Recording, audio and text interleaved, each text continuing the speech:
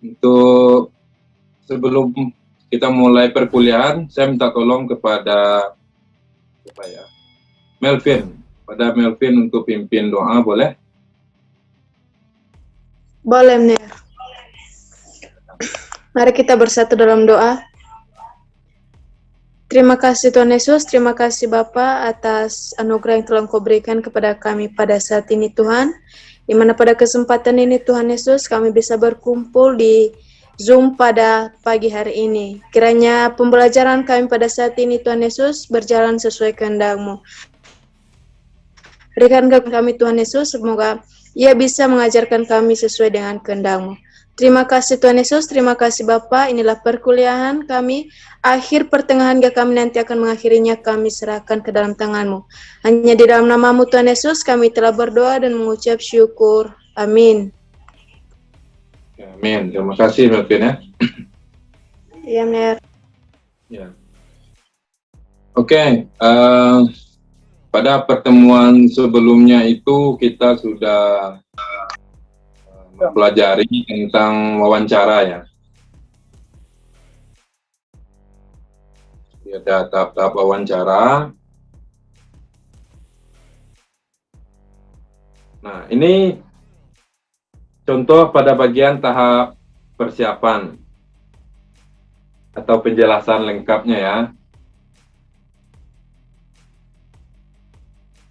Nah, kuasai persoalan yang akan dipercakapkan, latih diri agar menggali informasi.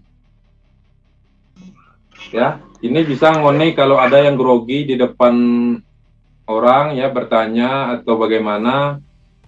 Nah, itu boleh ngoni belajar depan cermin atau belajar dengan temannya. Dan yang pertama ini persoalannya dikuasai. Jadi jangan sampai nanti pas mau wawancara blank, hilang mau tanya apa toh. Nah, sama juga seperti konten kreator, misalnya kalau saya biasanya ingin mewawancarai narasumber itu ya, saya baca-baca dulu. Misalnya saya mau wawancarai tentang program kreativitas mahasiswa. Nah, minimal saya punya pengetahuan dasar tentang PKM itu. Ya, saya lihatlah di Google apa itu PKM, saya lihat di YouTube, Instagram, dan lain-lain. Saya lihat bagaimana prosesnya. Sehingga nanti waktu saya mewawancara narasumber itu, saya bisa bercerita. Jadi percakapannya bisa berkembang. Kemudian tetapkan siapa yang akan jadi narasumber. Nah, seperti tadi, misalnya pedagang pakaian. Siapa narasumbernya? Berarti pedagangnya, ya, kalau dia suami istri atau bagaimana. Kemudian mungkin juga mau ditambah informasi dengan tetap pedagang di sekitar pedagang tersebut, misalnya pedagang di sebelah kanan, sebelah kiri, di depan, di belakang. Nah, kemudian misalnya ingin lebih jauh lagi, kita ingin narasumbernya pengelola pasar. Ya, mungkin berkaitan dengan aturan-aturan, kalau ada iuran, dan lain-lain. Jadi informan itu ditetapkan, ada informan utama, ada informan pendukung biasanya. Itu harus sudah jelas dari awal, sehingga misalnya kalau datang ke pasar, ya pertama nanti saya datang ke pedagang utama, pedagang pakaian, kemudian saya akan datang ke pedagang di sekitarnya, kemudian saya akan datang ke pengelola pasar. Jadi begitu. Nah, tahap persiapan juga kenali sifat narasumber. Ini yang seperti kemarin saya jelaskan kok. Kalau dia narasumber ini mudah tersinggung, jadi atau tidak bisa diajak bercanda, meskipun kita tidak kenal ya, tapi kan kalau ketika bertemu kita bisa lihat ekspresi dari pertanyaan pertama dan kedua. Misalnya, Ibu ini seberapa lama kerja di sini? Nah, kalau jawabannya cuma jutek dari pertanyaan pertama ya, dia seperti tidak terima kedatangan kita. Nah, pertanyaan kedua dan selanjutnya agak lebih hati-hati lagi. Mungkin lebih lembut lagi, maaf Bu,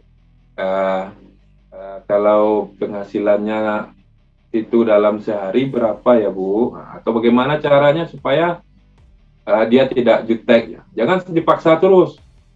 Sudah jelas yang pertama dia jutek, beri lagi pertanyaan yang juga serius ya, tidak dengan kata-kata yang lebih lembut lagi. Nah, itu kita harus kenali narasumber.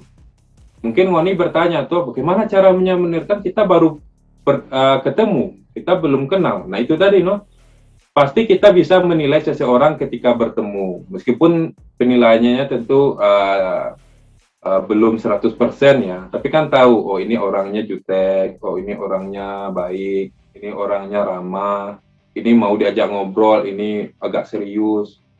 Kan ada tuh, ada yang cuma jawab satu-satu. Nah, kalau jawab satu-satu ya berarti dia agak ini ya, agak serius orang. Nah, ini ada menanyakan orang dekat, penampilan, hobi, benda, pemberitaan. Jadi Ngoni juga pikirkan juga nanti pakaiannya, misalnya mau kalau ke pasar pakaiannya bagaimana, apakah harus pakai alma mater atau tidak. Nah, kemudian buat janji. Nah, kalau ini saya pikir kalau memang informannya itu sudah jelas siapa ya. Kalau seperti kita yang ingin mewawancara pedagang di pasar, biasanya kan itu random ya.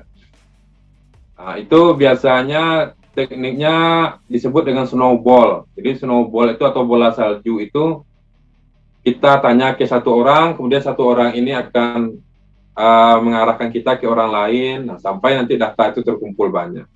Sama kayak tanya alamat, Om ini alamat di blok B ini di mana? Nanti dia kasih, kalau mau lebih lengkap lagi coba tanya ke Om yang satu lagi. Nah, jadi dia sifatnya bola salju ya, semakin lama informasi itu akan semakin lengkap ya. Nah ini soal pakaian sudah. Mental ya. Mental tadi sudah juga di awal saya bilang ya kalau memang grogi coba Ngoni belajar di depan cermin atau dengan teman-temannya. Ini yang tadi daftar pertanyaan atau pedoman wawancara. Karena kita beda-beda, ada yang butuh daftar, ada yang butuh mengalir saja ya, ada yang cuma butuh pengingat ya, konsep-konsep dasar. Nah, ini peralatan ya, apa yang Ngoni butuhkan. Kalau Ngoni nyandak mau rekam, kalau mau catat berarti bawa pena, bawa buku. Kalau Ngoni mau catat di rumah misalnya, itu boleh kan cuma bawa perekam atau kamera, atau itu perekam audio. Bisa menggunakan HP, bisa juga menggunakan sound recorder.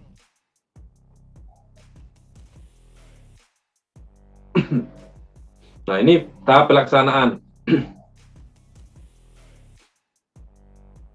Sebenarnya ini lebih ke ini ya, bagaimana kita mengembangkan pertanyaan.